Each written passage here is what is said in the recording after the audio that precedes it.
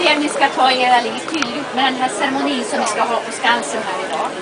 Och vi är här alla här för att markera att det är något nytt med ert förhållande.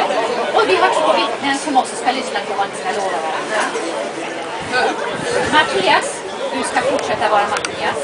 Och Hanna, du ska fortsätta att vara Hanna. Men från och med idag ska ni formellt och reellt vara en linje.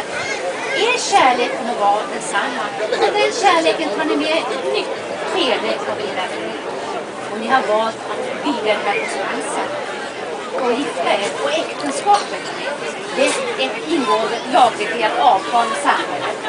Och för Mattias och för Hanna är ingåendet av äktenskapet en äkta önskan att vara samman. Och en önskan som ni känner ett ömsesidigt förpliktelse.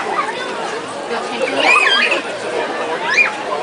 Som tvenne mån blir ett alena i horisonten och i påståendet, så ser jag tvenne människor sig förena i ett allvarsrikt förbund. Som molnet växer för att skurar i giva och solighet jord. Så måtte detta till rikedom bliva för allt som kan mötas med sig och 10-falt välsignad den här stunden. Det var Karin Boye som stod. Äktenskapets ändamål är den enskildas väg och samhällsförstånd. Ni har förklarat att ni vill ingå äktenskap med varandra. Då frågar jag dig Mattias Löfors. Tar du Mattias denna Hanna Danhed till din hustru att älska henne till frågar jag dig Hanna. Tar du Hanna Danhed denna Mattias Löfors till din man att älska med nöd och lust? Ja. Det är dags fram till ängarna.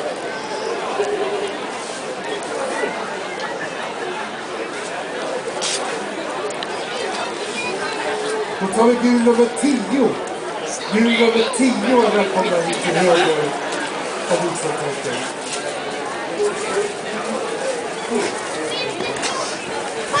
Det är inget fara, vi har tid. Okej. Jaha, okej. Du ska sätta på händerna i mig först. Sen sätta på Kristen. Då tar vi grön nummer 14. Grön 14. Jag förklarar nu för äkta makar stöd och kyss.